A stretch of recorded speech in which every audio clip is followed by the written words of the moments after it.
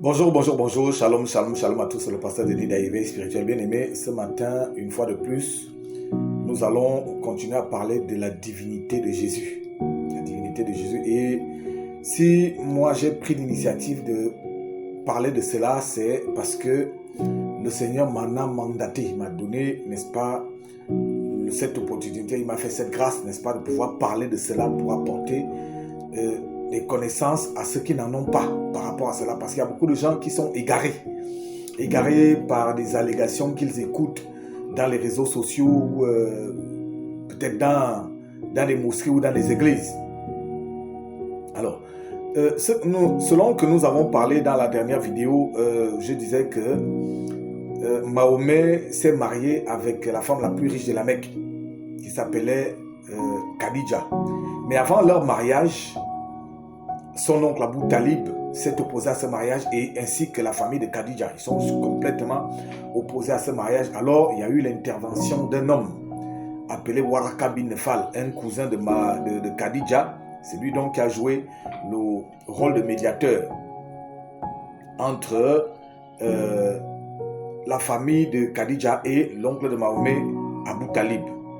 Alors, j'avais promis de donner des références des hadiths qui parlent de cela. Vous avez donc Tabakat ibn Saad, volume 1, page 19, page 129, page 131, page 156, page 231. Vous avez aussi Al-Alabiya, volume 1, page 147, page 152 et page 153. Alors, et il faut savoir aussi que lorsque Waraka a joué ce rôle, c'est-à-dire que de médiateur entre la famille de Khadija et de son oncle Abu Talib, l'oncle de Mahomet, alors, à partir de ce moment, Waraka est devenu son père spirituel. Waraka est devenu son père spirituel, et c'est lui maintenant qui a commencé à l'enseigner selon la Bible, selon que nous avons parlé dans la dernière vidéo. Et de ce fait, Waraka a donc entrepris de traduire certaines parties de la Bible en arabe, parce que la Bible en ce temps-là a été écrite en hébreu, en arabe. Mais il y a certains hadiths qui disent que plutôt il les traduisait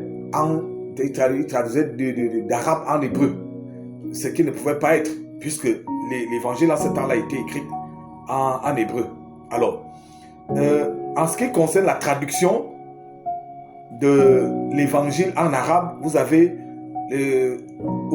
l'authentique de Bukhari, volume 6, le livre 60, numéro 478, et volume 4, livre 55, numéro 605. Même le même Bukhari, dans le volume 1, livre 1, numéro 3. Le numéro 3, il dit plutôt que c'était en hébreu qu'il traduisait l'évangile. Donc, retenez-le, bien-aimé, que lorsque l'évangile, le Coran dit que Mahomet a reçu des révélations, et c'est ces révélations-là qui ont été consignées dans le Coran. Mais si quelqu'un vous dit que ce qui concerne la Bible qui se trouve dans le Coran, c'était des révélations, c'est du mensonge. C'est du mensonge. Parce que ce qui est écrit dans le Coran qui vient de la Bible a été appris à Mahomet par Waraka bin Nefal. Et ce Waraka bin Nefal, nous avons déjà compris que c'était un ébionnite, un judéo-chrétien. C'est-à-dire que ceux qui ont pour doctrine Jésus n'est pas Dieu, Jésus n'est pas le Fils de Dieu. Donc ces allégations-là viennent de Waraka bin Nefal. Et Waraka bin Nefal lui-même, cela vient, n'est-ce pas, de sa doctrine des ébionites. Et nous avons compris aussi que ce n'est pas seulement cette doctrine ne vient pas seulement des ébionites, cette doctrine vient depuis les Juifs eux-mêmes.